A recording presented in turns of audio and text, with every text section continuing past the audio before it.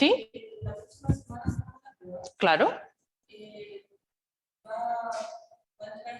Sí, va a estar hasta esta clase. Entrar toda la materia hasta esta clase.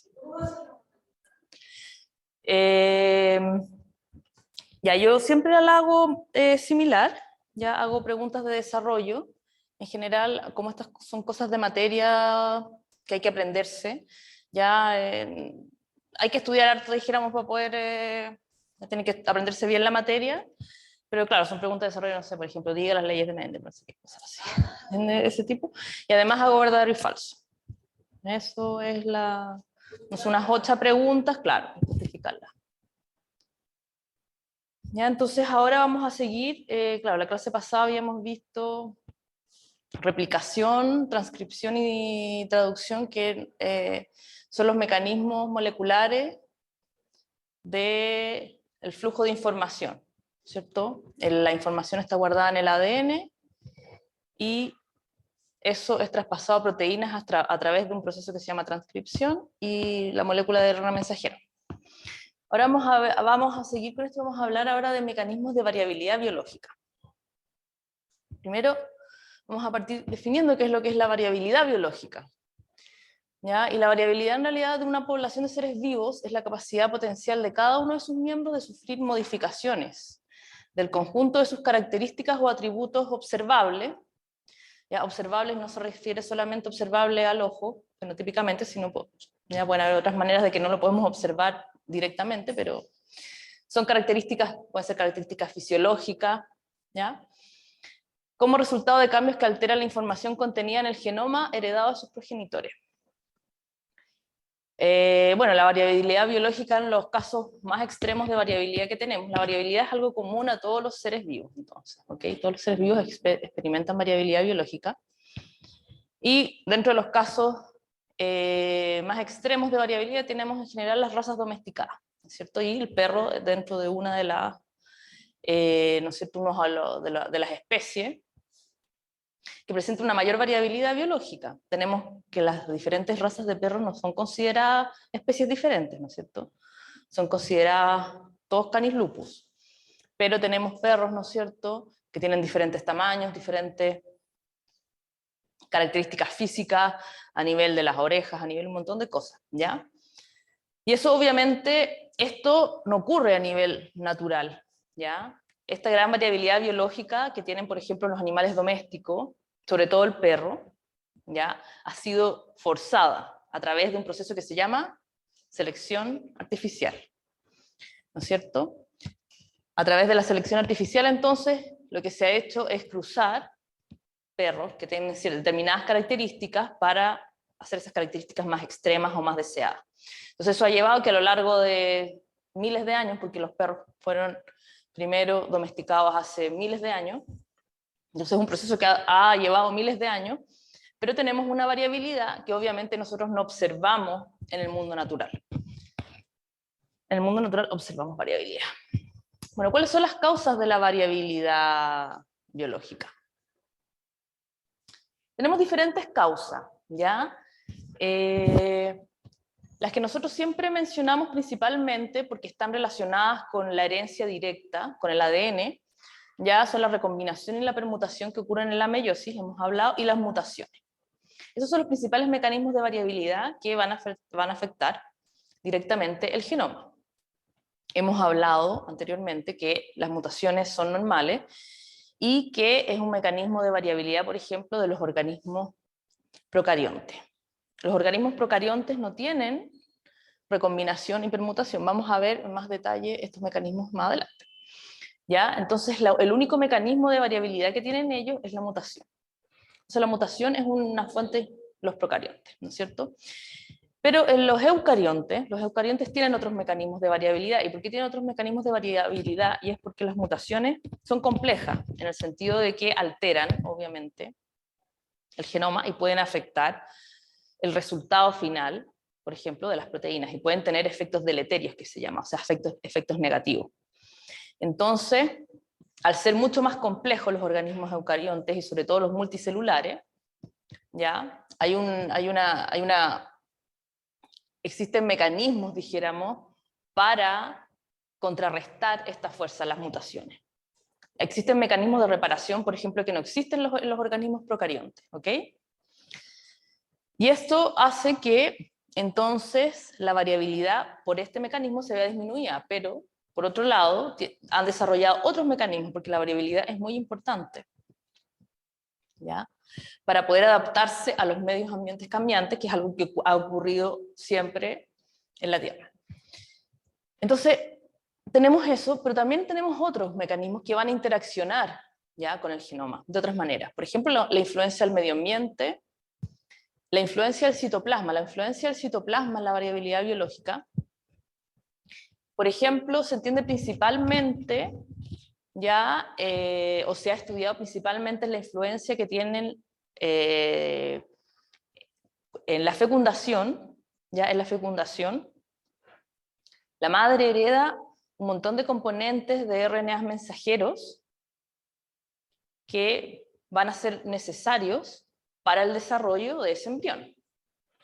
Entonces va a haber un efecto, ¿no es cierto? Puede haber un efecto del citoplasma en el genoma y posteriormente la variabilidad de ese individuo. ¿Ya? Eso se refiere con la influencia del citoplasma. Y la interacción entre genotipo y ambiente. Esto lo vamos a ver en más detalle, que van a tener una clase con el profesor Nicolás Montalva, que es la psicología molecular, o sea, psicología humana, quiero decir. Y él les va a hablar un poco más de esto, más en detalle. Y esto quiere decir, pero la interacción genotipo-medio ambiente se refiere a los genotipos no son cosas fijas, ¿ya? Y un genotipo puede reaccionar diferente, por ejemplo, puede expresar diferente su genoma o sus proteínas, pueden activar diferentes proteínas, según el medio ambiente al que esté expuesto.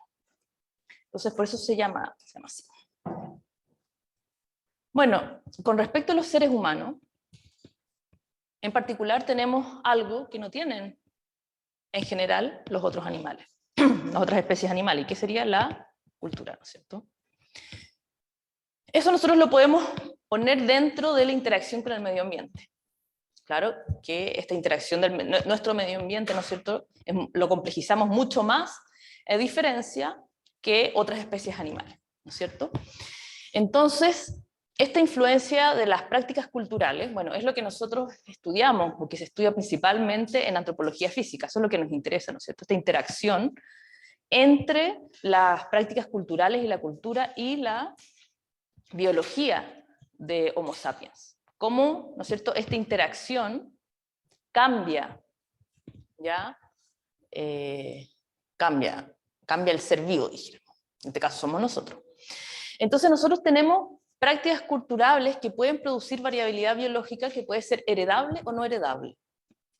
¿Ya? Usualmente ahora se ha entendido, ahora se está estudiando mucho más que las prácticas heredables, no solamente, o es mucho más complejo que hablar de mutaciones, por ejemplo, o de cambios en el genoma. ¿Ya? Ahora se han estudiado otros mecanismos que son más complejos y que pueden estar mucho más influenciados por este tipo de prácticas, por las prácticas culturales. Ahora tenemos ejemplos, les puedo dar ejemplos, ¿no es cierto?, de prácticas culturales, ¿no es cierto?, que van a tener, por ejemplo, efectos de la variabilidad biológica.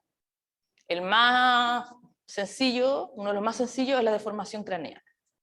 ¿Ok? La deformación craneana evidentemente no es heredable. Sin embargo, si ustedes, ¿no es cierto?, hay un cementerio, y ustedes van a estudiar ese cementerio y hay individuos que realizan esta práctica de deformación craneana, evidentemente va a haber una variabilidad biológica entre los rasgos anatómicos que ustedes van a medir, ¿no es cierto?, como antropólogo físico. Entonces ahí tienen un ejemplo donde una práctica cultural va a afectar la variabilidad biológica de una población, pero esa variabilidad biológica no va a ser heredable, evidentemente, porque los hijos no van a heredar esa práctica, ¿no es cierto? Tienen que volver. Ahora, la heredabilidad, ¿no es cierto?, nosotros ahora la podemos entender con un concepto más amplio, en el sentido de que existe la heredabilidad genética y la heredabilidad cultural, podríamos decir. Es probable que los hijos de personas que tienen la deformación, que practican deformación craneana, vayan a tener deformación craneana ellos mismos también, ¿ya? Porque existe una heredabilidad cultural. Entonces, claro, uno dice, no es heredable genéticamente, pero por otro lado uno dice, bueno, es heredable, uno ve familias, ¿ya? Entonces hay que entender un poco más el concepto ahora y ampliarlo, el concepto de heredabilidad, ¿ya? A algo más allá de la genética, ¿ok? Tenemos prácticas que sí han sido capaces, prácticas culturales que sí han sido capaces, por ejemplo, de modificar genomas. Y uno de los más sencillos y más estudiados es la práctica de la ganadería y el consumo de leche. Es una práctica que lleva miles de años, comenzó hace varios miles de años, ¿no es cierto?, en distintos lugares del mundo, principalmente África, Europa y también en Asia. ¿Y qué es lo que se ha visto? Se ha visto que esas poblaciones han desarrollado tolerancia a la lactasa. La lactasa es una enzima que degrada la lactosa, que es un azúcar que se encuentra en la leche, naturalmente. Los seres humanos, ya, como todos los mamíferos, en las primeras etapas de desarrollo se alimentan de leche materna. Por lo tanto, nosotros naturalmente producimos lactasa. Sin embargo, en el tiempo, esa producción de lactasa empieza a disminuir. Y ya en la adultez, entonces, no se encuentra presencia de lactasa en la mayoría de los adultos. Sí, porque no tenemos acceso, naturalmente, a leche materna. Eso cambia, obviamente la leche materna dura, ¿no es cierto?, mientras el bebé, ¿no es cierto?, está tomando leche y después deja de producirse. Entonces, los seres humanos no tenemos acceso, como la mayoría de los animales, a leche. Eso cambia entonces cuando se comienza a desarrollar la ganadería, ¿ya?, y el pastoreo de las diferentes ganaderías, principalmente, ¿no es cierto?, animales bovinos, donde tenemos acceso ahora a leche de otra especie, evidentemente, pero tenemos acceso a un alimento que anteriormente no teníamos. Entonces eso hizo que a lo largo de ¿no es cierto?, varias generaciones, esas poblaciones comenzaron a desarrollar una tolerancia a la lactasa. ¿Qué vemos entonces? Que hay poblaciones que tienen mutaciones específicas en su genoma que hace que produzcan mayor cantidad de lactasa que poblaciones que no tienen. Entonces ustedes han escuchado, ¿no es cierto?, típicamente uno no tiene tolerancia. Ahora, el tema de la intolerancia a la lactasa es un poco más complejo, ¿ya?, porque también existe el microbioma, que también ayuda a la degradación de la lactasa, etc. O sea, hay diferentes maneras ya de adaptarse, no solamente a través de cambios en el genoma, ¿ya? Okay, entonces eso es importante, por eso a veces hay personas que pueden no tener lactasa, como la enzima, pero no tienen problemas al tomar leche. ¿Por qué no tienen problemas? Bueno, el microbioma, ya, que son estas bacterias comensales que nosotros tenemos en todo nuestro cuerpo, incluyendo el sistema digestivo, son muy importantes también en la degradación de lactosa. Entonces existen diferentes maneras de adaptarse. ¿Ya? Entonces vamos a ver ahora sí los principales mecanismos, ya que nosotros conocemos, de variabilidad. Entonces hemos hablado un poco de qué es lo que significa la variabilidad biológica. Pero vamos a ver los principales mecanismos entonces, que tenemos los seres vivos, no solamente los seres humanos, sino que los animales en general, para producir esta variabilidad. La variabilidad es muy importante, ¿no es cierto?, porque como les decía, nos permite adaptarnos a cambios en el medio ambiente. Si no tuviéramos esa capacidad, ya no tendríamos ¿cierto?, a lo largo de millones de años han habido cambios muy importantes a través de la evolución, y eso se produce gracias a la variabilidad que tienen los seres vivos. Bueno, los principales mecanismos entonces de variabilidad, tenemos la meiosis. Teníamos la meiosis y la mutación. Ahora vamos a hablar de la meiosis, ¿ya? La meiosis es un proceso entonces que consiste en dos divisiones celulares sucesivas luego de una sola replicación del material genético. Es importante entender que esto ocurre solamente en las células sexuales, en las células gaméticas. Y antes de entrar a la meiosis hay una replicación del DNA de la misma manera que ocurre en la mitosis, ¿ya? Sin embargo, en la meiosis la diferencia que vamos a tener dos diferencias principalmente. Van a haber unos procesos que van a existir solo en la meiosis, que es la recombinación y la permutación, y además vamos a tener dos divisiones celulares seguidas.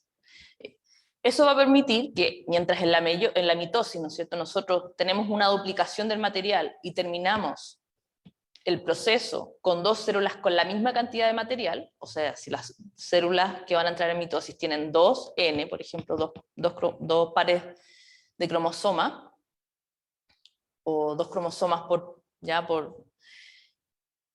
van a tener la misma cantidad en la meiosis. Al tener dos divisiones y una sola replicación del material genético que va a pasar, vamos a tener cada célula con la mitad del material.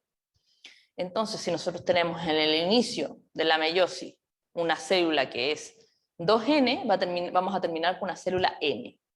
Y ahí eso es muy importante para poder dar origen al proceso de fecundación posteriormente, donde esa célula gamética que es N se va a juntar con otra célula gamética que también va a ser N, y va entonces a dar origen, ¿ya?, una nueva célula que va a ser 2N, que va a posteriormente, ¿no es cierto?, multiplicarse y dar origen al embrión.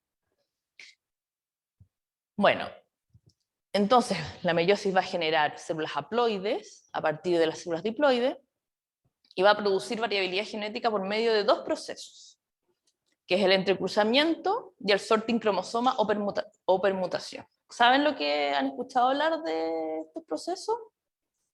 La permutación y el entrecruzamiento. Ya. Vamos a... Sí, o sea, permutación, claro, ambos son cambios, ya son cambios distintos. Vamos a ver, entonces, bueno, este es un diagrama, ¿no es cierto?, donde partimos, como les decía, ¿no es cierto?, partimos de 2N, ¿ok? Y vamos a tener entonces dos divisiones que van a permitir terminar con 4 células N. Otro diagrama donde mostramos las diferencias, ¿no es cierto?, en la mitosis y la meiosis, ¿ok? Vamos a ver en más detalle todo este proceso ahora.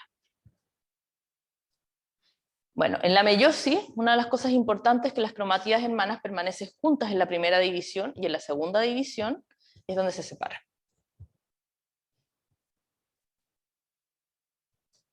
Ya. ¿Qué es el entrecruzamiento cromosómico, entonces? ¿Ya? Este es uno de los... Yo les dije que habían dos procesos por el cual se producía variabilidad biológica. Cada célula, en este caso, como tenemos reproducción sexual, vamos a tener, ¿no es cierto?, un cromosoma de origen paterno y un cromosoma de origen materno. Vamos a tener cada uno dos cromosomas, ¿no es cierto? Bueno, entonces, ¿qué es lo que...? Esos cromosomas se van a duplicar a la entrada de la meiosis. Entonces vamos a tener, ¿no es cierto?, un cromosoma materno que va a tener dos cromátidas, o sea, el DNA duplicado, y un cromosoma paterno que va a tener dos cromátidas, cromosoma duplicado. ¿Okay? Y este proceso, que también se conoce como crossing over, ¿ya?, o recombinación homóloga también, es el proceso, entonces, mediante el cual hay una combinación entre una de las hebras de DNA materno y una de las hebras de DNA paterno. Obviamente tienen que ser, para que haya recombinación y haya variabilidad, tiene que ser de los cromosomas diferentes. No nos sirve de nada, ¿no es cierto?, que haya recombinación entre las dos hebras del cromosoma materno, por ejemplo, que es exactamente igual. Entonces, ¿qué es lo que tenemos? Esto va a suceder durante la profase 1 de la meiosis, y tiene lugar entonces en las regiones cuyas secuencias son homólogas, es decir, altamente similares, aunque no idénticas, obviamente.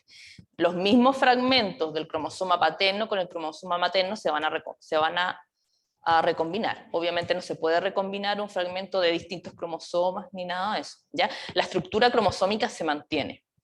Lo que sí es que se van a recombinar los cromosomas paternos y maternos.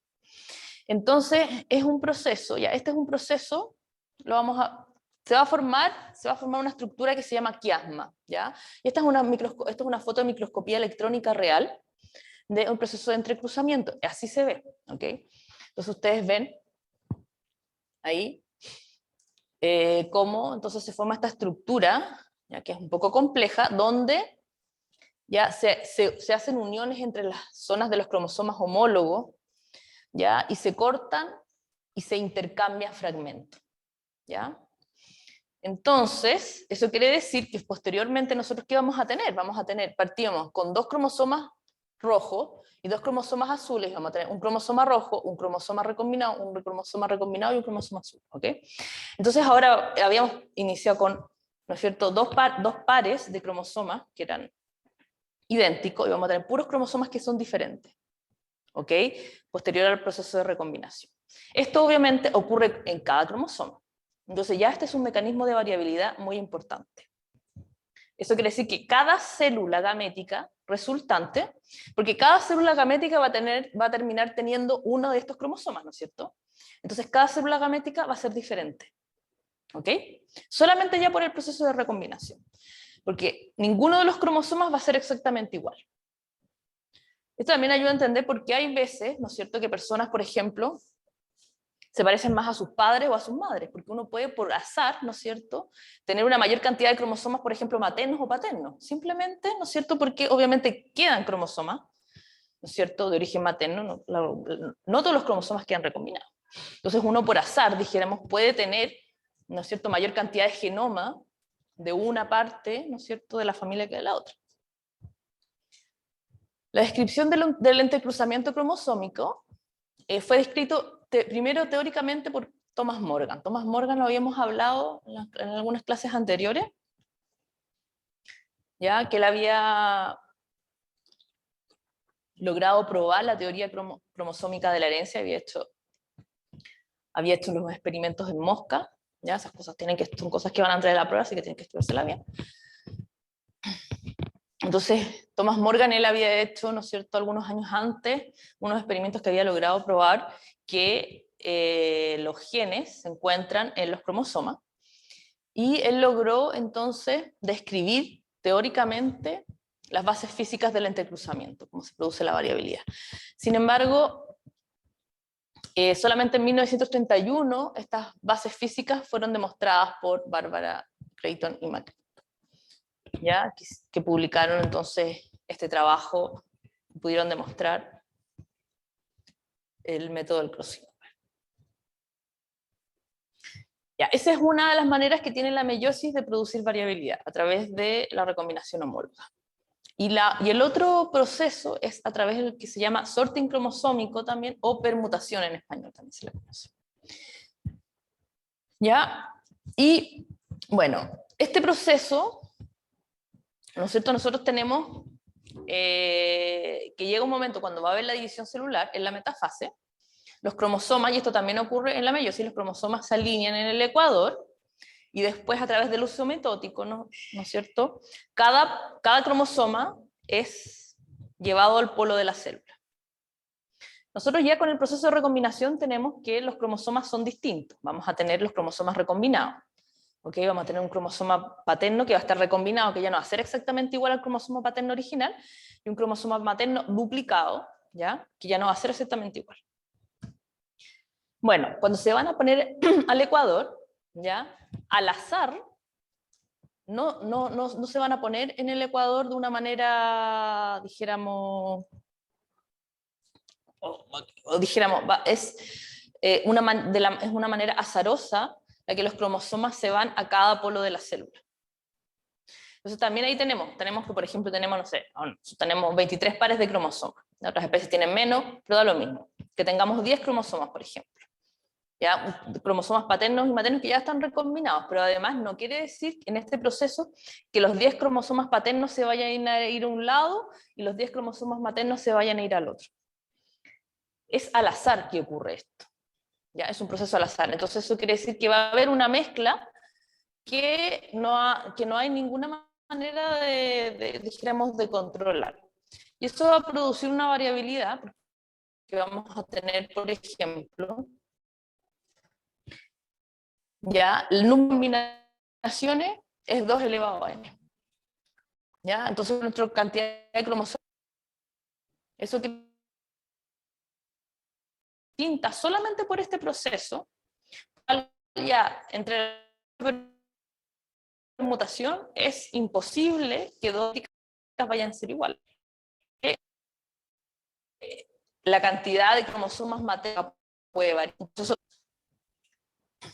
Y ocurre en la metafase de la meiosis.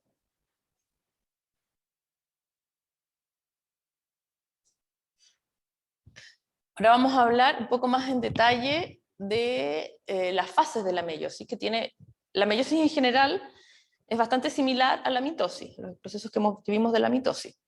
Sin embargo, tiene unas diferencias y evidentemente están relacionados con el proceso de principalmente el crossing over, que no existe en las células que están realizando mitosis. El proceso de crossing over entonces ocurre en la profase 1, que es evidentemente la fase más compleja de la meiosis, que es donde va a ocurrir este proceso. Este proceso se subdivide, o esta etapa se subdivide en 5 etapas. ¿Ya? Y bueno, entonces acá tenemos que comenzamos con el DNA duplicado, y cada célula va a tener un cromosoma de origen paterno y un cromosoma de origen materno. Ya, en el leptoteno todos los cromosomas se pegan a la membrana nuclear por los telómeros, gracias a un complejo que se llama placa de unión. Acá tenemos que preparar el proceso para que se puedan los cromosomas unir y hacer el proceso de recombinación. El proceso de recombinación es un proceso complejo. Tenemos que pensar de que lo que hace es se cortan zonas de cromosomas y se traspasan de un cromosoma a otro. Ya no es un proceso sencillo, dije.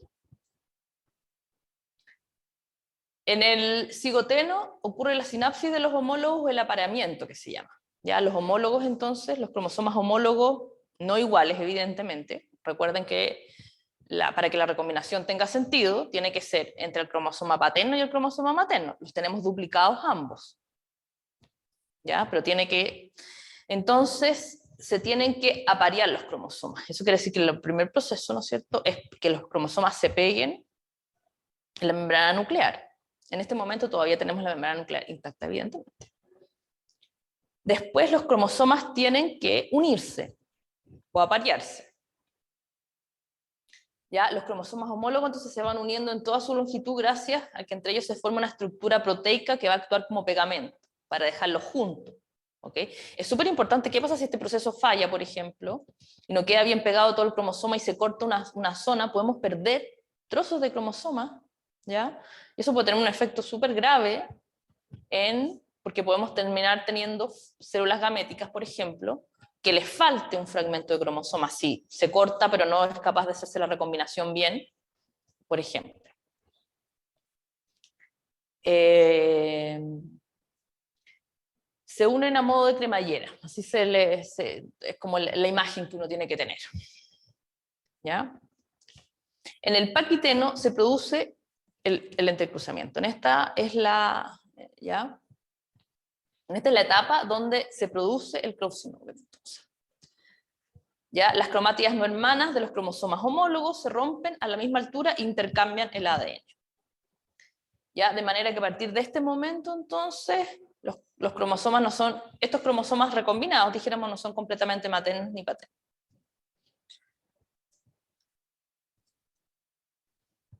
En el diptoteno se observa la manifestación visible de la recombinación que se le denomina el quiasma, que era esa foto que habíamos visto, ya, de microscopía, donde se ve, ¿no es cierto?, los cromosomas ahí como enredados, podríamos decir. ¿Ya? Entonces en esta fase los cromosomas están un poquito más separados, ¿ya? Y se mantienen unidos mediante estas estructuras. ¿Ya? Y estos quiasmas ayudan a mantener los cromosomas unidos hasta su separación en la anafase 1. ¿Ya? En la diacinesis el ADN está completamente condensado, ¿ya? Con lo cual ya se ven los cromosomas con las dos cromátidas. La membrana nuclear se comienza a desorganizar, ¿ya? Y el uso mitótico entonces está completamente formado.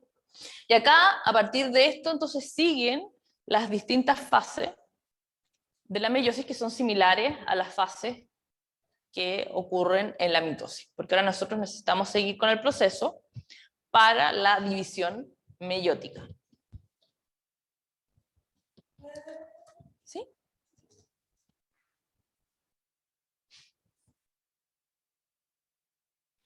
¿Ya? Entonces, claro, en la profase 1, que es esta la más larga, donde ocurren un montón de procesos distintos, que van a dar origen o que van a tener el lugar de la recombinación homóloga, y después, ¿no es cierto?, de que termina la profase y comienza la metafase, ya es similar el proceso a lo que ocurre en la mitosis, lo que habíamos visto en la mitosis. En la metafase, entonces, ahora estos cromosomas se alinean en el ecuador. El otro proceso de variabilidad iba a ocurrir en esta fase, ¿no es cierto?, que lo dijimos, donde los cromosomas paternos y maternos ¿no es cierto?, acá no se separan las cromátidas, hermanas de los cromosomas homólogos, y estos cromosomas recombinados y paternos y maternos, ¿no es cierto?, se separan azarosamente hacia los polos de la célula. Después, ¿no es cierto?, en la anafase, el uso mitótico se une, y el proceso es igual, ¿ya? En el fondo se forma el uso mitótico, con las estructuras de los centrómeros de los cromosomas que se unen, y entonces van a permitir que los cromosomas migren hacia los polos de la célula, ¿ya?, para finalmente entonces terminar en la citocinesis, donde la telofase se comienza la membrana nuclear a restablecer. Muy importante esta fase, habíamos hablado de que este era un momento donde también se pueden perder cromosomas o cosas así. Si los cromosomas no quedan todos dentro de la membrana nuclear, van a ser destruidos en el citoplasma. Entonces vamos a tener una célula, por ejemplo, que puede tener menos cromosomas.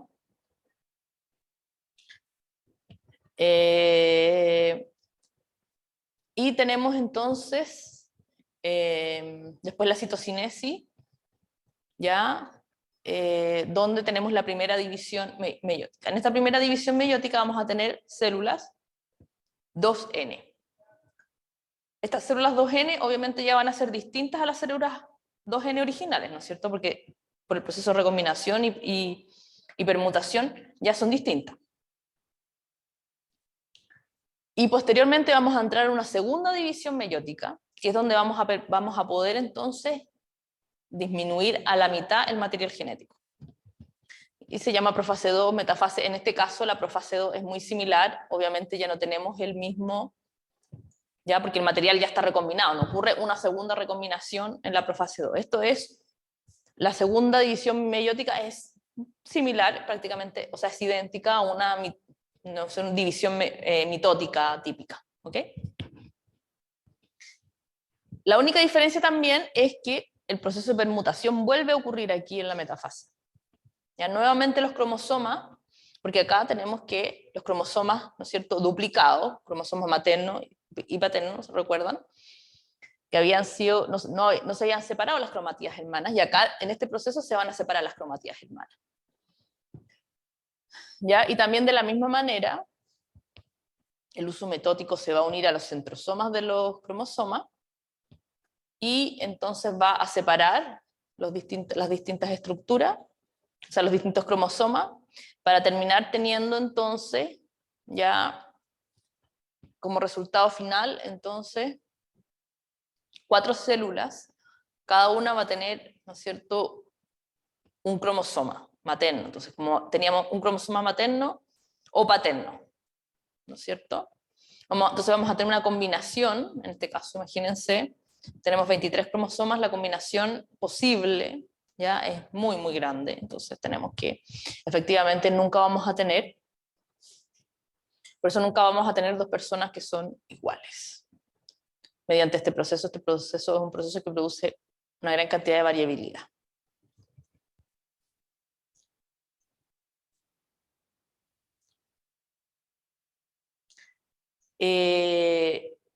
Existen algunas especies, sobre todo plantas y hongos, donde las células meióticas, las células gaméticas pueden entrar en mitosis para duplicarse, ¿no es cierto? Hacen el proceso de la meiosis y ya con la recombinación y todo el proceso de variabilidad que genera, y después esas células gaméticas entran en mitosis, y como cualquier mitosis, ¿no es cierto?, va a haber una duplicación de ese material genético y una división, por lo tanto, cada célula va a ser exactamente igual a la célula, ¿no es cierto?, anterior.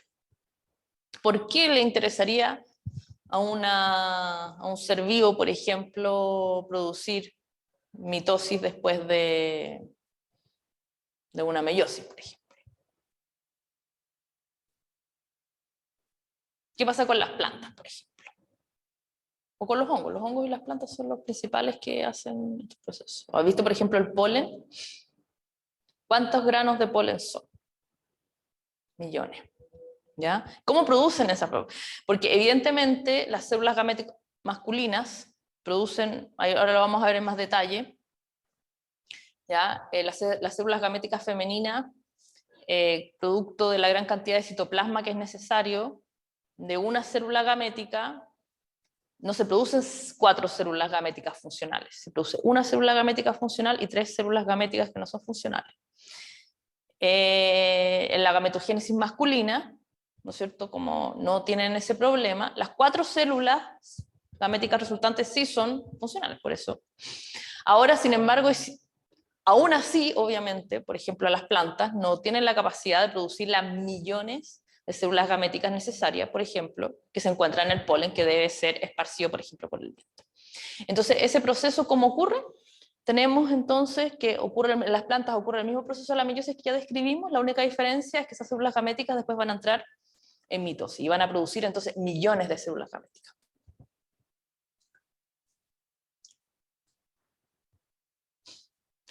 Bueno, este es simplemente un diagrama, ya después lo pueden estudiar en más detalle, donde tenemos las principales diferencias ya entre la mitosis y la meiosis, ¿cierto? Principales diferencias. No hay crossing over, ¿no es cierto? Células parentales, una célula parental, ¿no es cierto? Parto de una célula parental y tengo 2 células parentales en la mitosis, parto de una célula parental en la meiosis y tengo 4 células resultantes en la meiosis. ¿Ya? Es un proceso conservativo la mitosis, no hay cambios, a no ser de que se puedan producir mutaciones. Evidentemente hemos hablado de que las mutaciones es un proceso natural y pueden ocurrir mutaciones en la replicación del DNA, por ejemplo. La DNA polimerasa puede equivocarse al tomar el nucleótido, tomar un nucleótido que no corresponde, y puede generar, por ejemplo, una mutación, y obviamente ahí vamos a tener un ejemplo de que no van a ser idénticas, pero son procesos, ¿no es cierto?, que no están relacionados con el proceso en sí, ¿no es cierto? Son errores, en el fondo, una mutación porque se equivocó es un error en el proceso, por ejemplo, de duplicación del material. Pero la meiosis, en cambio, se produce variabilidad a través de a través de 2 procesos. ¿Ya? Y bueno, las células que producen meiosis tienen que ser diploides, no puede ser haploide. Una célula haploide no puede, ¿no es cierto?, producir meiosis. ¿Por qué? Porque es un proceso donde se van a recombinar cromosomas de distinto origen, ¿no es cierto? En este caso cromosomas paternos con maternos. Si nosotros tenemos una célula que tiene un puro cromosoma, no tiene ningún sentido hacer recombinación, ¿cierto? Y las células pueden ser haploides o diploides. Por ejemplo, acabamos de dar el ejemplo, ¿no es cierto?, de células de algunos hongos y plantas que tienen en sus ciclos celulares, por ejemplo, mitosis de gametos.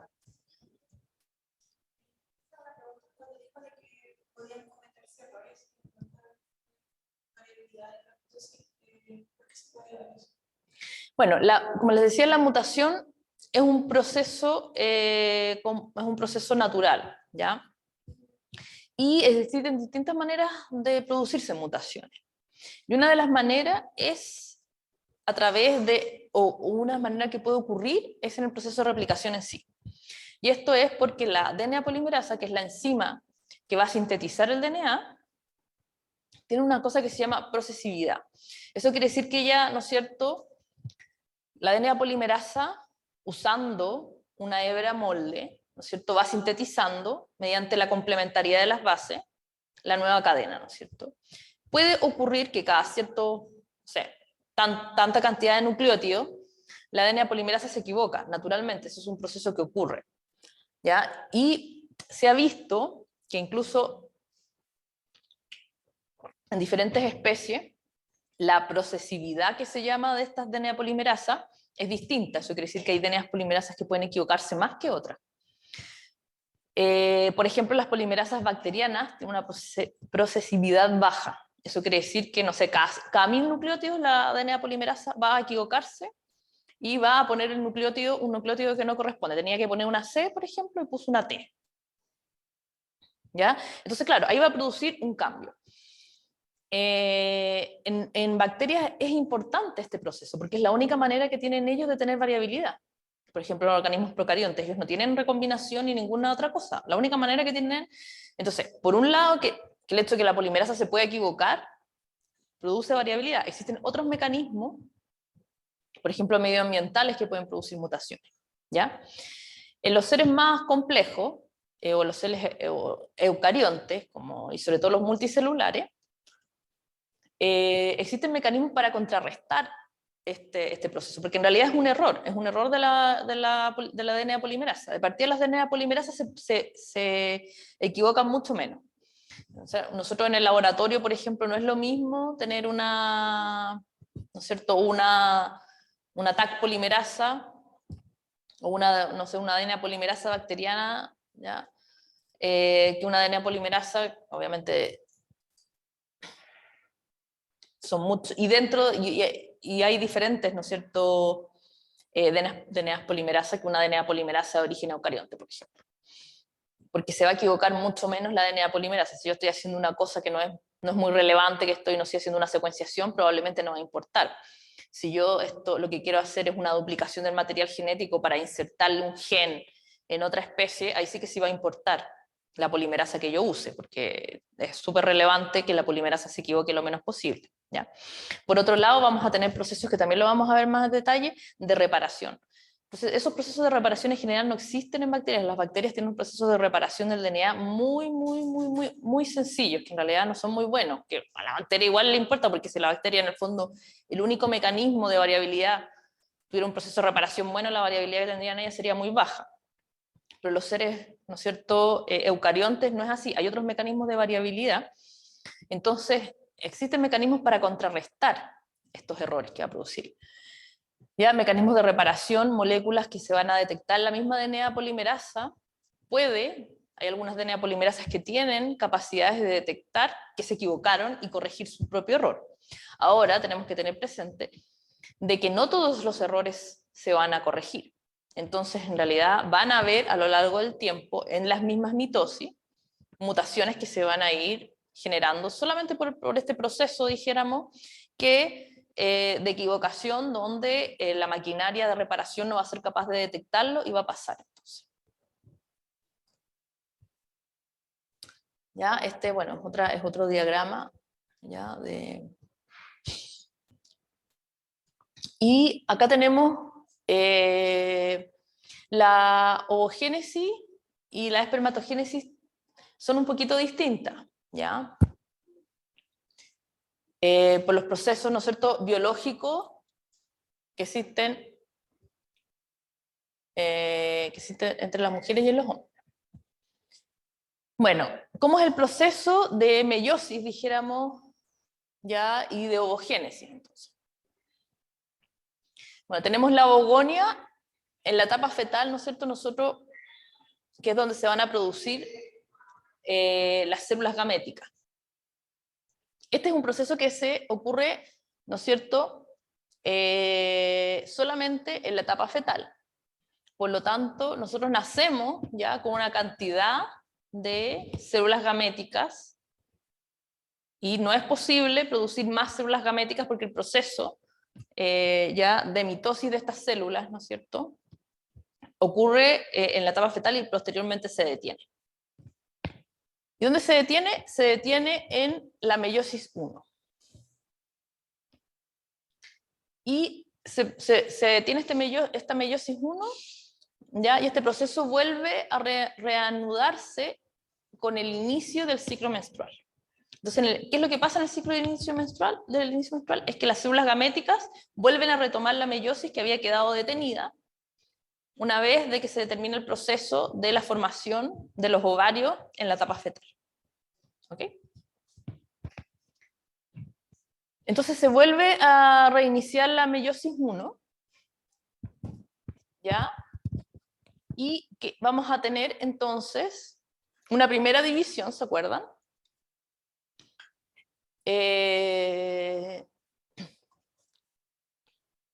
Donde vamos a tener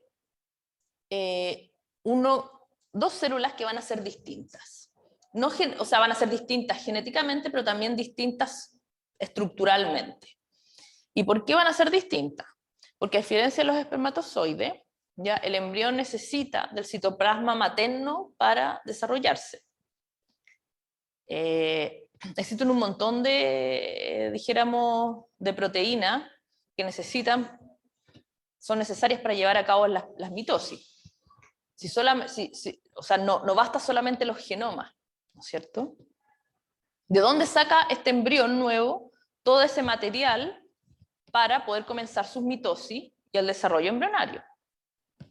¿Ya? Al principio, o sea, para poder tener la primera replicación y la primera mitosis necesita cosas. Entonces, esas cosas todas provienen del citoplasma materno. Por eso hemos hablado, por ejemplo, de que las mitocondrias, ¿no es cierto? Habíamos dicho, ustedes saben que las mitocondrias, ¿quiénes heredan sus mitocondrias? Las heredan solamente las madres. Las mitocondrias, ¿no es cierto?, son estos organismos que se encuentran en el citoplasma, tienen ADN. ¿Y por qué las madres? Entonces, porque las mitocondrias existen en el citoplasma. Entonces vamos a generar, entonces cuando tengamos la división, esta división no va a ser una división como en la mitosis, donde las dos células en citocinesis van a tratar de tener la misma cantidad de material. Una célula se va a llevar todo el citoplasma y todos los organelos y todo, y la otra va a quedar, entonces, va a quedar con los cromosomas y prácticamente nada de citoplasma, un poquito de citoplasma. ¿Ya? Entonces, esta célula va a entrar en meiosis 2 solo si es fecundada, este ovocito secundario. Y si no es fecundado, no termina nunca la meiosis 2. Y la célula, ¿no es cierto?, ¿no es cierto?, en la menstruación entonces se elimina esta célula, este ovocito, ¿no es cierto?, no fecundado. Y la célula nunca entra. Solamente las células que, bueno, acá en la meiosis 2 se detiene, empieza la meiosis 2, ¿ya? Pero se detiene, el ovocito es ovulado, y solamente va a terminar la meiosis 2 si hay fecundación. ¿Ok? Si no hay fecundación, no hay terminación de meiosis 2. Interesante, estas células van a continuar el proceso, pero van a producir células gaméticas que se llaman cuerpos polares, que son células gaméticas obviamente que no son funcionales y que van a ser absorbidas, eliminadas, ¿ya? Que no tienen ninguna... Y entonces, en caso de que haya fecundación, la meiosis 2 termina y vamos a tener entonces este óvulo fecundado grande con otro cuerpo polar que va a eliminarse.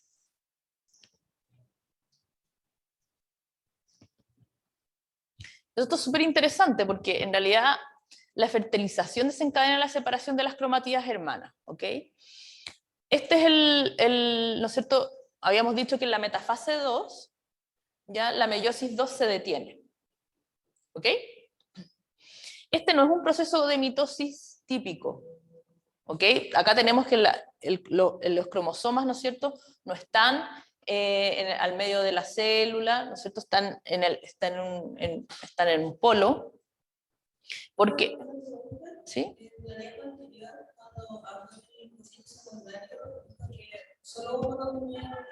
Claro. Nada, se reabsorben. Sí, no son funcionales en realidad. ¿Ya?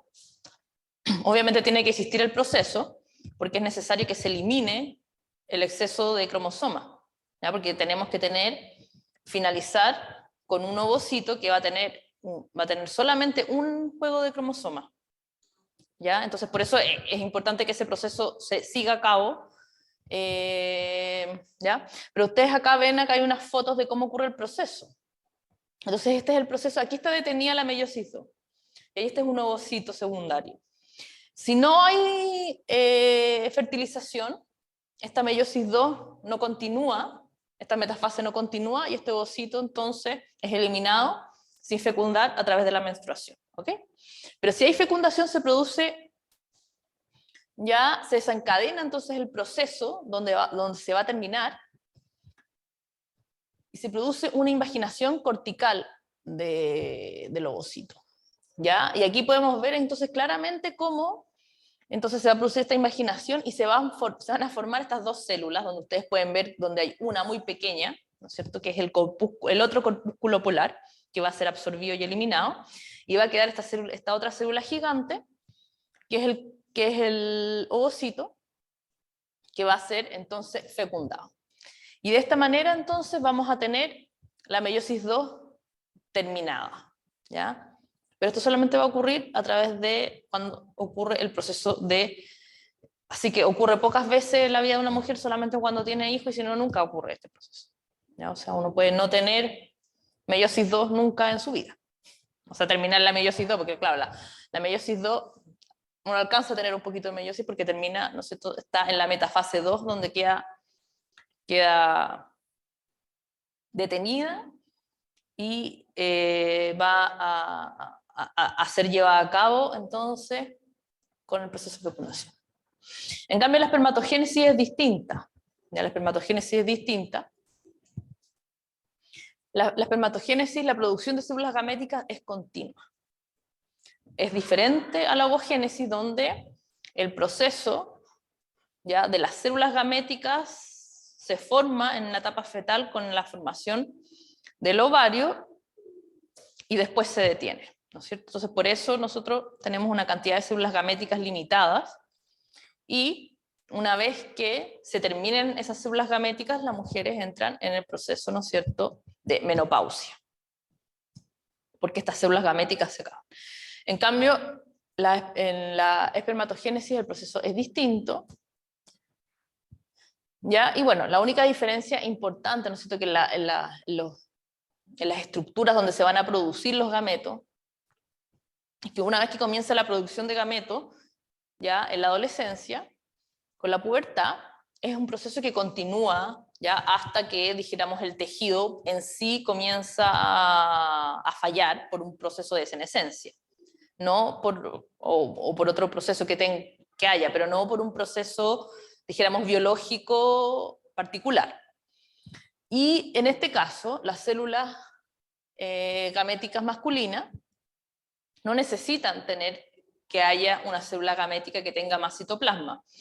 Los espermatozoides lo único que les interesa, ¿no es cierto?, es poder ingresar los cromosomas paternos al óvulo. Por lo tanto, en este caso vamos a tener 4 células de una célula gamética original, ¿ya?, que se llama espermatogonium, o espermatogonio, desde el espermatogonio, que es esta célula gamética original.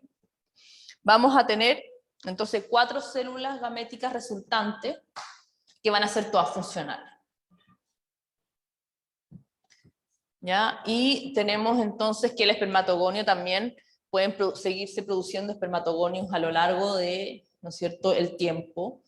Entonces, por eso la cantidad de células gaméticas masculinas es miles de veces más que la cantidad de células gaméticas femeninas. Son como las diferencias que hay. Ya.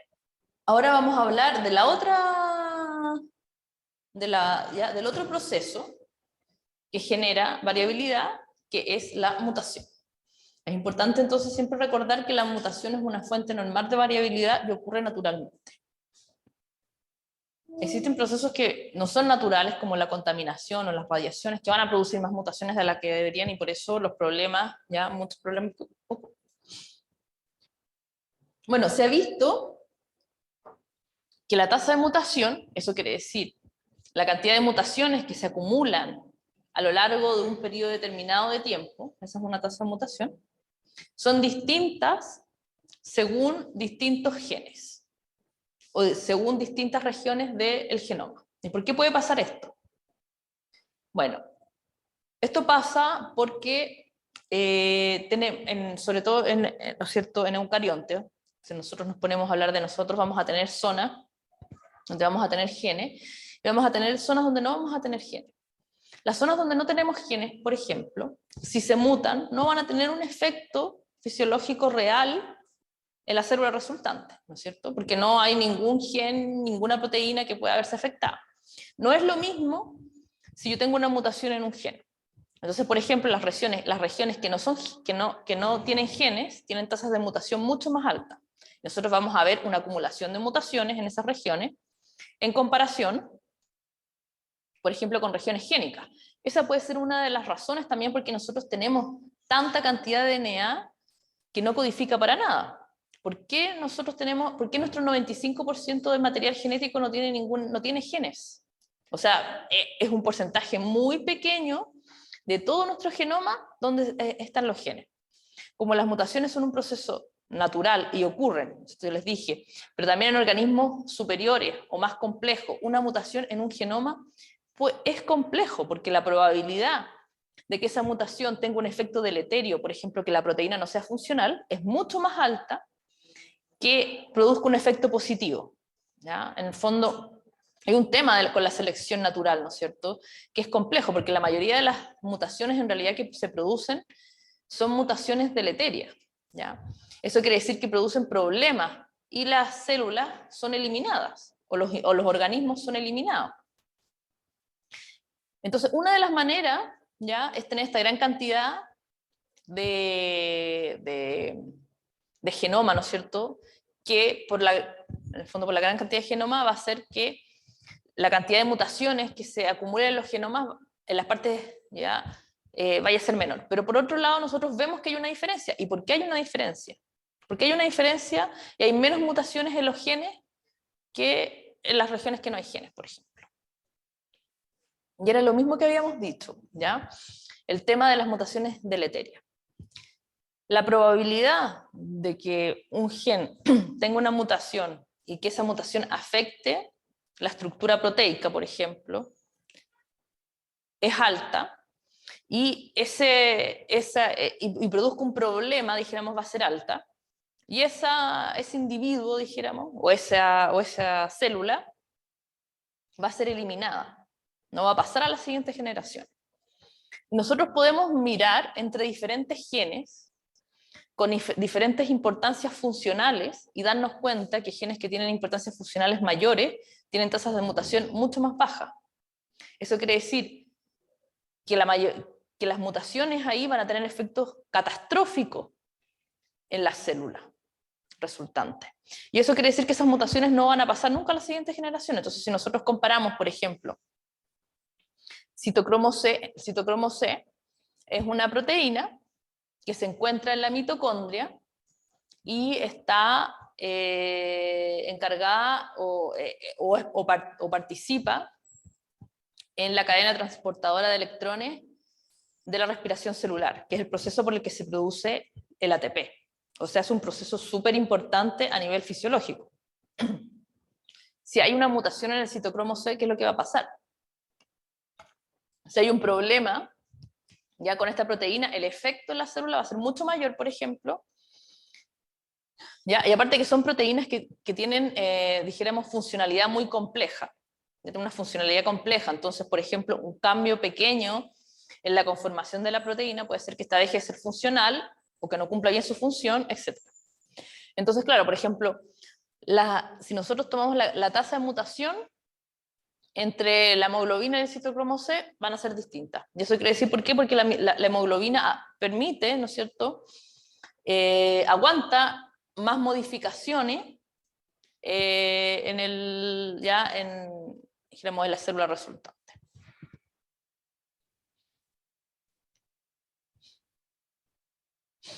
Ya, el caso más extremo, por ejemplo, es la proteína histona. ¿Se acuerdan lo que hacía la histona? ¿Qué hacía la histona?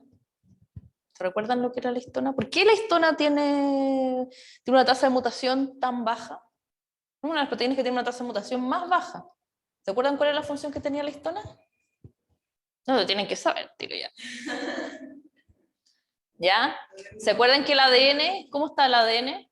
Que hemos hablado del ADN, esa foto del ADN con las cadenas libres ahí, ¿existen las? Es donde se enrolla. Son las proteínas, ¿no es cierto?, que van a formar los nucleosomas. Ahora, ustedes se dan cuenta que una mutación en una proteína histónica claro, en el fondo el efecto que va a tener es tan catastrófico que en el fondo es muy difícil mutar estas proteínas, ¿ya? Y que no tenga un efecto que vaya a afectar, por ejemplo, la conformación del DNA. Porque el DNA, yo les he dicho, el DNA es una molécula frágil, ¿ya? Y las células necesita estar protegido. Y está protegido por estas proteínas. El DNA nunca está, dijéramos, desnudo. No existe el DNA desnudo, ¿ya? El DNA siempre está unido a estas proteínas histonas, y cuando hay procesos de replicación o de transcripción, lo que hace es que las proteínas, hay una conformación distinta y estas proteínas histonas como que se separan un poco, pero nunca sueltan el DNA. Entonces ahí nos damos cuenta de la importancia que tiene esta proteína, por ejemplo, en la función celular, ¿ya? Y entonces, entre el citocromo C y la histona ya, por ejemplo, son varias, ¿no es cierto? La tasa de mutación que hay dijéramos, bueno, es muy interesante. Entonces, claro, si nosotros, por ejemplo, ¿y cómo vemos esto? ¿Cómo podemos saber las tasas de mutación y todo este tipo de cosas? Por ejemplo, podemos comparar histonas de diferentes especies y ver, entonces ya, nosotros sabemos que, por ejemplo, esta especie con esta especie se separaron hace 20 millones de años. Entonces tenemos un tiempo de separación. Y podemos ver la cantidad de mutaciones que acumularon esas dos especies a lo largo de estos 20 millones de años de separación. Entonces nosotros agarramos la secuencia de las proteínas y las estudiamos y las analizamos. Y vemos, oye, las proteínas son prácticamente iguales, no han cambiado nada. O de repente tenemos que las proteínas pueden ser iguales, pero pueden haber mutaciones en el genoma, o pueden no haber mutaciones en el genoma, etc. ¿Ya? Entonces, claro, ahí nosotros podemos ver cómo las proteínas histonas son mucho más conservadas que otras proteínas, por ejemplo.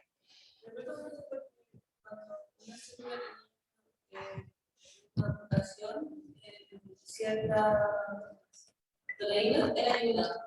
Así. Bueno, eso va a depender de la funcionalidad. Ya no es que siempre ocurra, evidentemente.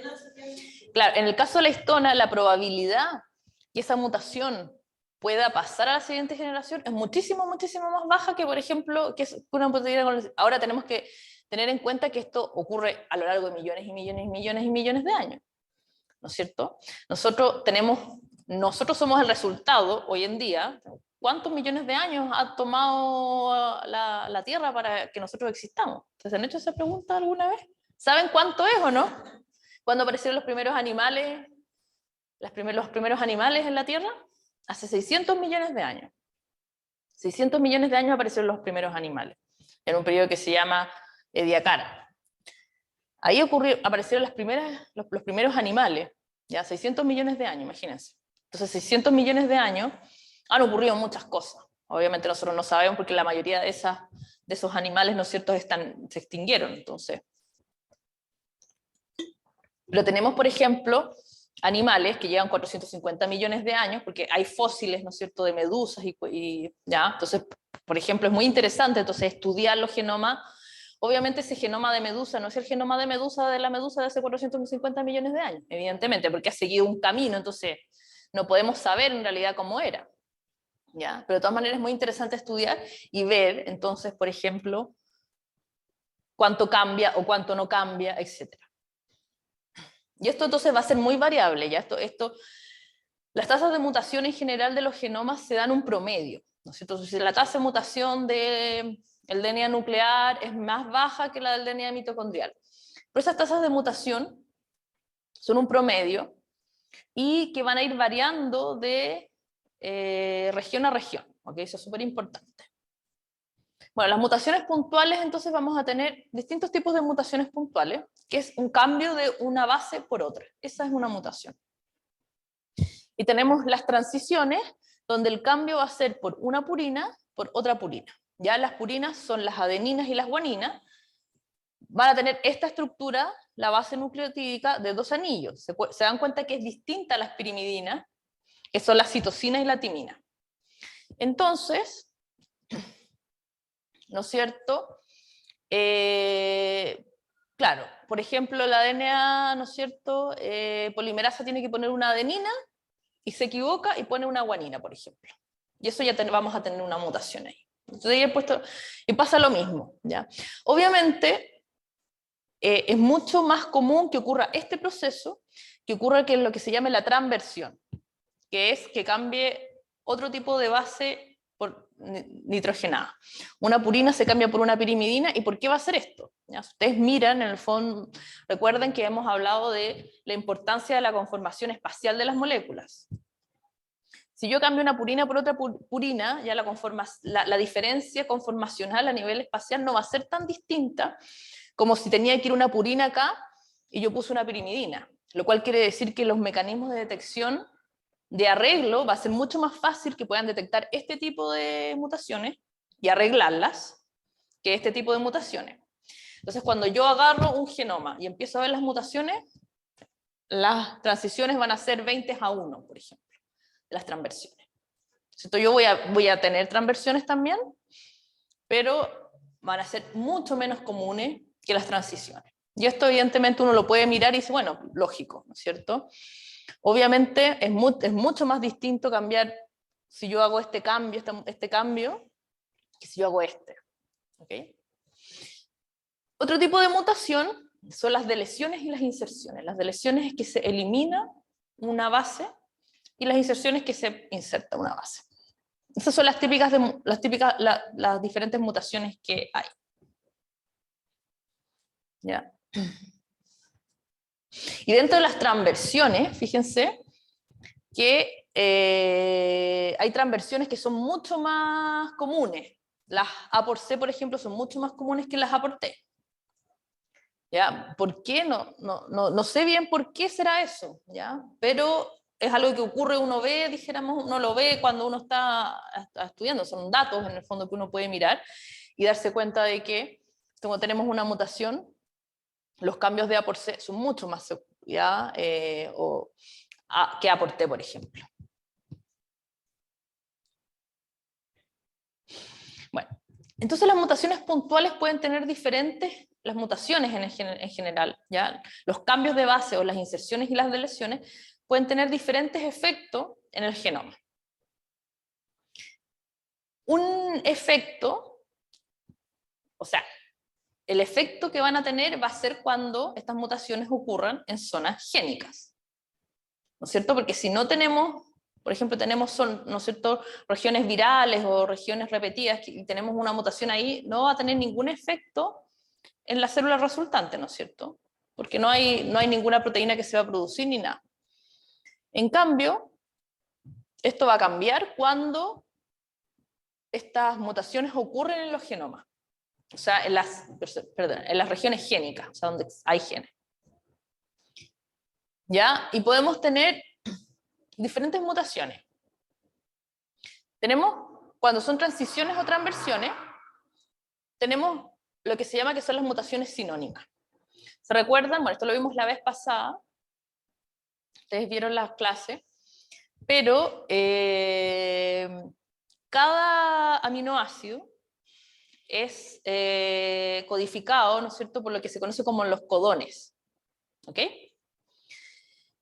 Y como nosotros tenemos 4 bases nucleotídicas, ¿ya? Y hay 20 aminoácidos, y cada aminoácido, ¿no es cierto?, va a ser codificado por un codón que son 3 bases, la cantidad de codones son 64. Esas son la cantidad de combinaciones posibles que hay de codones con los 4, ¿ya? Y tenemos 20 aminoácidos, tenemos más posibilidades de codones que de aminoácidos. Ahora, para que el proceso se lleve a cabo correctamente, todo tiene que significar algo, no puede haber que un codón, que una combinación de bases nucleotídicas no signifique nada. Por lo tanto, vamos a tener aminoácidos que van a ser codificados por más de un codón. Y eso es lo que se llama mutación sinónima. Vamos a tener una mutación, pero en realidad el aminoácido no va a cambiar, porque justo se va a mutar por, dijéramos, por otro codón que también va a significar, por ejemplo, arginina. Entonces eso quiere decir que no va a tener efecto. Obviamente las mutaciones sinónimas son mucho más, nosotros las vamos a encontrar en el genoma en unas tasas mucho mayores que las mutaciones no sinónimas que producen, ¿ya?, cambios. Entonces el codón alterado determina el mismo aminoácido y en realidad no tenemos un cambio en la secuencia polipeptídica resultante. Después tenemos un cambio de sentido pero conservadora. ¿Qué quiere decir? Que hay un cambio, sin embargo el aminoácido que se va a producir es del mismo tipo, ya porque los aminoácidos pueden tener diferencias en acidez, ya a nivel molecular de estructuras moleculares. Entonces es distinto si yo cambio un aminoácido que es muy similar que por otro aminoácido que es completamente distinto a nivel de la conformación de la proteína y el efecto que pueda tener eso en la proteína resultante. Entonces tenemos de estos que pueden ser cambios de mutación conservadora a mutación no conservadora, que entonces el aminoácido es completamente distinto, ¿ya? El codón alterado determina un aminoácido que es químicamente distinto. Entonces el efecto que puede tener eso a nivel enzimático, por ejemplo, en la enzima o la proteína va a ser obviamente muy distinto. Y de nuevo tenemos que, por ejemplo, estas, ¿no es cierto?, son más comunes que estas. Y después tenemos la mutación sin sentido. Existen tres codones que significan stop. Eso quiere decir que la RNA polimerasa cuando está transcribiendo ya el genoma o el gen, empieza a transcribir y en algún momento tiene que parar. Y existen codones que, estos codones solamente significan stop, obviamente no significan ningún aminoácido, y tienen que estar al final del gen. Ahora imagínense que ustedes se produce una mutación, ¿ya? Y esa mutación produce en la mitad del gen un codón de stop, ¿ya? Entonces va a venir la RNA polimerasa y va a producir una proteína truncada, que obviamente no va a tener ninguna funcionalidad esa proteína, porque es una proteína. Y después tenemos el otro tipo que son las inserciones y las deleciones de base. Y estos dijéramos, producen efectos mucho más grandes, entonces las inserciones y las deleciones son raras, ¿ya? En general, o sea, son mucho menos comunes que las transiciones, por ejemplo. ¿Por qué? Porque producen desplazamientos del marco de lectura, ¿ok? ¿No es cierto? Nosotros tenemos que, ya, 3 aminoácidos significan, o sea, 3 nucleótidos significan un aminoácido. Si yo agarro y pongo un aminoácido distinto, vamos a partir aquí, antes era ese, ¿no es cierto? Ahora partimos y es aquí, entonces esto ya significa otra cosa completamente distinta, y después este significa, entonces me va a cambiar completamente la proteína. A partir de que se produce la mutación, entonces eso obviamente también tiene efectos mucho más grandes, y pasa lo mismo con las deleciones, ¿cierto? Que si yo elimino, entonces también se cambia el marco de lectura. Entonces si yo parto de, ¿no es cierto?, treonina, lisina, arginina y glucina, acá tengo otra cosa, nada que ver, pues tengo treonina, arginina, glucina, valina, por ejemplo, tengo una proteína completamente distinta. Y las tasas de mutaciones, entonces para cada uno de estos va a ser distinta según dijéramos el efecto que va a tener a nivel celular, que no es lo mismo tener un cambio de marco de lectura, ¿no es cierto?, que una mutación que no tiene ningún efecto, por ejemplo. Entonces las mutaciones sinónimas en los genes son las que vamos a encontrar, ¿ya? Ya, mutaciones bueno, vamos a tener entonces mutaciones somáticas y mutaciones germinales. Obviamente las dos mutaciones van a ser importantes y van a tener efectos distintos. ¿Ya? Y bueno, existen formas. Una de las maneras que yo les había dicho es que la DNA polimerasa se equivoca, pero también existen maneras, dijéramos, a través del medio ambiente, que se van a producir las mutaciones. Por ejemplo, acá tenemos un ejemplo, ¿ya?, que se produce una forma distinta de la guanina, ¿ya? Y esa forma de la guanina, en vez de aparearse con una C, que es lo que le corresponde, se va a aparear con una T. ¿Ok? Entonces, si sigue el proceso, vamos a tener una célula que va a ser mutante. ¿Ya? Y esto es porque esta forma de guanina, que es una forma químicamente distinta de la guanina no normal, que puede producirse por algún, ¿no es cierto?, por algún algo del citoplasma o cualquier cosa, ¿no es cierto? Se va, en vez de aparearse con una C, se va a aparear con una T.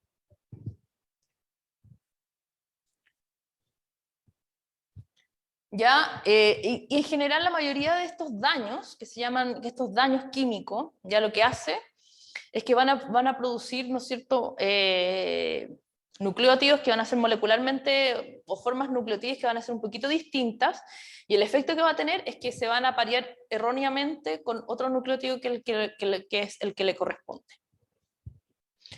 ¿Ya? Entonces, claro, acá tenemos en el fondo estos mismos procesos, ¿no es cierto?, que se llama despolinización del DNA, ¿ya? Que van a formar entonces, por ejemplo, esta metilcitosina, por ejemplo, se va a dañar y va a terminar pareciéndose a una timina. Entonces, originalmente supuestamente tiene que haber una C, si replicamos eso, y por el daño, entonces esa metilcitosina, esta citosina se transforma en timina, ya vamos a replicar un daño, ya, obviamente. Daño oxidativo, ¿ya? ¿Han escuchado hablar del daño oxidativo? Que está muy de moda con los radicales libres. ¿Qué son los radicales libres? ¿Cierto? Son estas moléculas cargadas de electrones que se llaman radicales. ¿Y por qué hablan de los radicales y todo lo último? Acá tenemos un ejemplo. Estas moléculas producen daños a nivel del DNA. Y uno de los daños, por ejemplo, acá tenemos un ejemplo, que tenemos una guanina, ya que con los radicales libres, con estas moléculas radicales, se transforma en esta molécula, ¿no es cierto?, que puede aparearse de forma incorrecta con la adenina. Entonces, de estas maneras, estas son, obviamente los radicales, por ejemplo, son moléculas que se encuentran en el citoplasma. Nosotros hemos hablado de que las mitocondrias, por ejemplo, el daño oxidativo del DNA es mucho mayor que el que ocurre, por ejemplo, en el núcleo. Pero también hay daño oxidativo. Existen moléculas en la célula y en el citoplasma que van a contrarrestar estos radicales. Sin embargo, todas estas moléculas tienen una capacidad. Entonces, yo vivo en un ambiente muy contaminado, por ejemplo. ¿Qué pasa? ¿Ya? ¿Por qué hay individuos, por ejemplo, el caso más extremo lamentablemente es lo que ocurre en India, ¿no es cierto? Ahora ya se está viendo una cantidad de cáncer en personas jóvenes muchísimo más alta que en otros lugares del mundo. ¿Por qué? Porque están expuestas a mucha contaminación y los mecanismos celulares que tienen, por ejemplo, para ¿no es cierto?, contrarrestar estas moléculas que van a generar daño en el DNA, no dan abasto, lógicamente. ¿Ya? Y entonces las mutaciones que se van a ir acumulando, que una persona debería acumular a lo largo de 80 años, por ejemplo, una persona que vive en un ambiente muy contaminado puede acumularla en 20. Eso va a tener efectos, obviamente, fisiológicos importantes. Y acá tenemos otros ejemplos de mutaciones inducidas, ya agentes químicos también que van a modificar base. Ya como les decía, entonces, y siempre ocurre en el fondo esto mismo, ¿no es cierto? Que generan entonces la guanina tiene que aparearse con una citosina, entonces esta molécula, ¿no es cierto?, el óxido nitroso, por ejemplo, o el metilmetafanosulfonato, que es un agente aquilante, que es lo que va a hacer entonces que, por ejemplo, va a transformar aquí la guanina en esta etilguanina, que se va a aparear, en vez de aparearse con la citosina, que es lo que le corresponde, se aparea con la timina. Y sucesivamente se van agregando las mutaciones. Y ese efecto, no sé, tú dices, una timina, pero ahora acabamos de ver que esa timina puede tener un efecto importante si es un gen, ¿no es cierto?, en la proteína resultante. Entonces vamos a tener mutaciones que pueden tener efectos fisiológicos en las células. Bueno, los agentes intercalantes ya son moléculas, como lo dice, se van a meter en el DNA. Entonces van a cambiar la conformación espacial de la molécula de DNA y pueden tener efectos importantes, por ejemplo, en la transcripción de genes o en la misma replicación. Y hacer que haya más fallas, por ejemplo. ¿Ya? Pero acá no hay un cambio en la mutación. O sea, no hay un cambio, dijéramos, en par de base. Y tenemos las mutaciones inducidas, como por ejemplo agentes físicos como la luz ultravioleta, ya que a veces puedo tener dos timinas juntas, y por la luz ultravioleta esas timinas se van a unir y van a formar lo que se llaman los dímeros de timina. ¿Ya? Entonces forman el DNA deja de estar correctamente apareado. Eso también tiene efecto en el DNA. ¿Ya? Y tenemos agentes físicos, hemos visto moléculas principalmente, pero también hay agentes físicos como las radiaciones, que también pueden producir mutaciones. Las radiaciones ionizantes, ya el daño que van a producir va a ser mucho mayor que en general el de moléculas, ya porque pueden producir dependiendo de la energía de la radiación. No es lo mismo una radiación gamma que una radiación, ¿no es cierto?, un rayo X, que el que nos hacen una radiografía, un rayo gamma, por ejemplo, que es el que ocurre ¿no es cierto?, cuando tenemos elementos radioactivos, por ejemplo.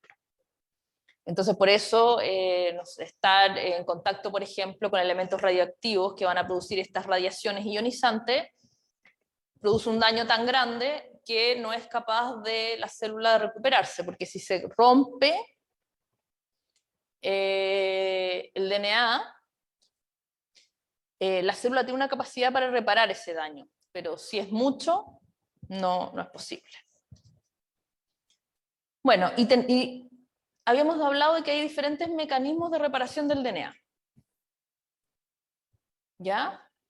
Y estos en realidad yo no quiero que se aprendan y les voy a preguntar así en mucho detalle, pero sí tienen que conocer, ¿no es cierto?, que sí existen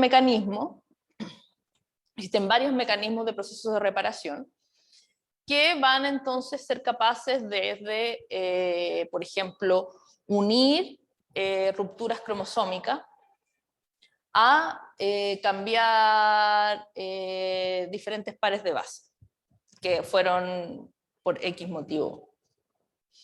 Algunos mecanismos de reparación, ¿ya? Reparación directa, tenemos la DNA fotoliasa, que revierte los dímeros de timina, por ejemplo, y las transferasas que eliminan grupos defectuosos generadas por ciertos mutagénicos. ¿Ya? O sea, van a ser capaces entonces de detectar estos cambios conformacionales en las bases nucleotídicas y volverlo a como correspondía. Esta es una enfermedad rara, ¿ya?, donde las personas tienen dañado el mecanismo de reparación de la fotoliasa, de los dímeros de timina.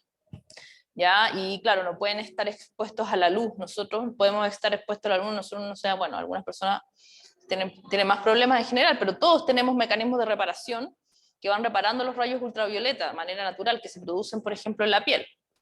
¿Ya? Y hay personas que no tienen esto, y tienen una gran cantidad de problemas, incluyendo obviamente cáncer a la piel, no pueden salir, no pueden exponerse al sol, nada, etc. ¿Ya? Y hay una cosa bien importante, que el mecanismo de Crouzin-Over no es un mecanismo exclusivo de la meiosis. ¿Ya? Existe una reparación del DNA que ocurre a través de la recombinación homóloga. En realidad la recombinación homóloga existe originalmente como un mecanismo de reparación del DNA. ¿Ya? Y es el mismo, y este es un mecanismo. Nosotros vamos a tener una hebra, por ejemplo, que fue dañada, vamos a tener una hebra que no fue dañada, necesitamos una hebra que no esté dañada, ¿ya? Y de esta manera entonces se hace un crossing-over y se puede reparar entonces el daño tomando como molde la hebra que no está dañada. Entonces este es un mecanismo de reparación bien importante. Repara daños como roturas de cadena. Entonces, si nosotros, por ejemplo, estamos sometidos, ya hay un, no sé, todo ahí, o lo que pasó, no sé, en Chernobyl, hubieron personas que estuvieron muy expuestas y esas personas murieron y no hubo una manera de salvarlas. ¿Por qué? Porque la cantidad de daño, de rotura de DNA es muy alta y el mecanismo de reparación como este mecanismo de reparación obviamente no dan abasto. Ahora hay otras personas que sí se salvaron y esas personas obviamente tuvieron una exposición mucho menor, pero tuvieron una exposición y tuvieron daño, pero fueron capaces las células, ¿no es cierto?, de repararse a través de estos mecanismos de reparación. Recordemos que las radiaciones ionizantes, el principal daño que van a producir es que van a romper cadenas de DNA. Y eso es súper grave porque las cadenas de DNA cuando se rompen pierden su estructura, obviamente los cromosomas, y pierden su funcionalidad. Así que...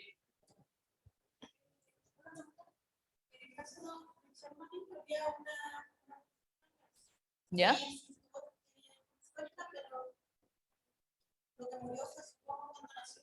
Ah, claro. Bueno, a ver, ahí tenemos que pensar de que esa radiación ionizante, porque yo no sé en qué momento efectivamente habrá tenido la radiación, no sé si fue cuando tenía 3 meses o menos, pero tenemos que pensar de que es un momento activo a nivel de mitosis y de desarrollo de estructuras, ¿cierto?, fetales. Entonces, que haya ese feto, ¿no es cierto?, tenido daño cromosómico, por ejemplo, producto de rupturas, el efecto que va a tener va a ser mucho más grande porque está formando sus estructuras. La persona ya, no sé, claro, ella podría haber tenido cáncer, por ejemplo, pero si no tuvo tanta radiación, a lo mejor, y su sistema de reparación era bueno, las células fueron capaces ya de reparar ese daño y a lo mejor ella no tuvo ningún efecto, pero para el feto, en realidad, porque como se está formando, ese daño no es capaz de formar las estructuras correctamente, probablemente. Yo creo que eso fue lo que ocurrió. ¿Ya? Y bueno, vamos a terminar y vamos a hacer un pequeño recreo ahora. ¿Ya? Entonces tenemos daño, reparación. ¿Puede el daño no repararse? Si el daño es muy grande, la célula va a intentar ir a apoptosis, ¿ya? Y el autoeliminarse. El daño la célula puede sobrevivir, y puede sobrevivir y repararse, y que no hubiera cambio. Puede mutar y no tener un efecto muy grande, o puede mutar y tener un efecto más grande donde puede terminar muriendo o terminar desarrollando cáncer. ¿Ya? Esta es la manera que en el fondo se desarrolla el cáncer, porque hemos visto que existe una gran cantidad de maneras de tener mutaciones. Existen mecanismos de reparación también, pero los mecanismos de reparación, si tenemos, por ejemplo, estamos expuestos a muchos agentes contaminantes, como ya lo hemos visto, y eso es una cosa que nosotros lo hemos visto, ¿no es cierto?, lamentablemente, en las poblaciones modernas, la cantidad de cáncer que ha aparecido no solamente está relacionado con el aumento de esperanza de vida, que es algo obvio, que se aumenta la esperanza de vida y nosotros tenemos mutaciones que se van acumulando a lo largo del tiempo, que una persona de 80 años pueda desarrollar un cáncer, no es lo mismo que una persona de 20. Entonces, ¿qué está pasando?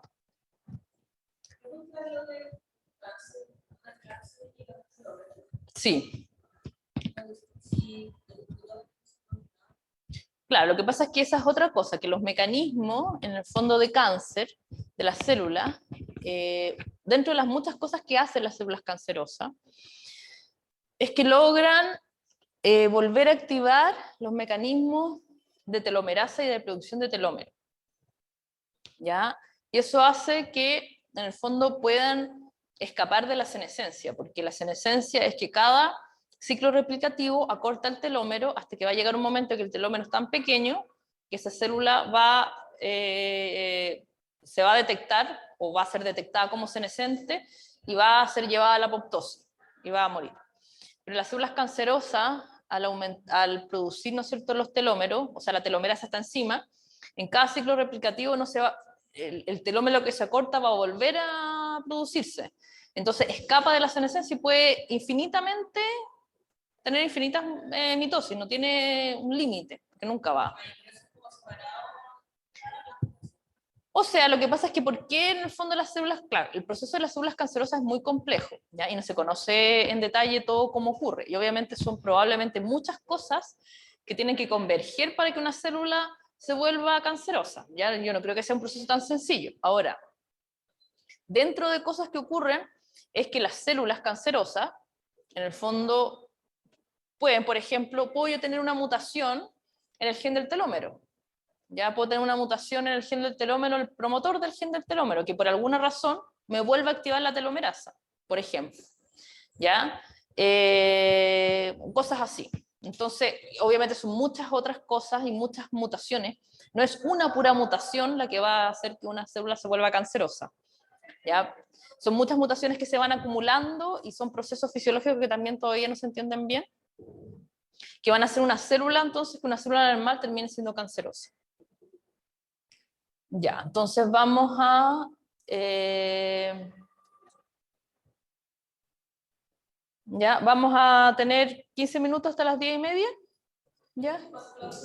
¿Sí? Estaba viendo, salió una conferencia de una persona hablando de fenómenos. Como que planteaba la idea de prolongar la vida del ser humano a partir de la telomerasa, Claro.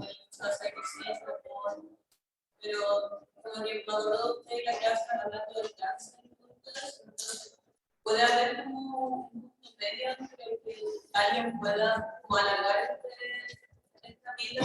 Sí, bueno, yo creo que llevan 20 años intentando, ¿eh? Porque esta cuestión de las telómeros no es que ocurrió ahora. Llevan todos estos años y hasta el momento yo no tengo idea porque no soy experta en eso y no sé cuántos estudios hay al respecto, pero me imagino que son millones de dólares los que se han invertido, ¿ya? Y hasta la fecha no tenemos ninguna molécula, dijéramos, que pueda activar la telomerasa, entonces probablemente no debe ser seguro y no deben haber encontrado la forma de activar la telomerasa, porque claro, activar la telomerasa de forma segura, pero de que por un lado, ¿no es cierto?, se aumente el tamaño de los telómeros para que uno pueda vivir más sin que se produzca cáncer, porque no tiene ningún sentido que terminar teniendo telómeros, o sea, al revés, pues voy a disminuir la esperanza de vida. Yo creo que no se ha producido, pero quién sabe, o sea, de repente las cosas llevan muchos años tratando de buscar y usando justamente los telómeros como agente de anti-envejecimiento. Y hasta el momento no hay nada. Y eso implica, yo creo que realmente no es tan sencillo. ¿Ya?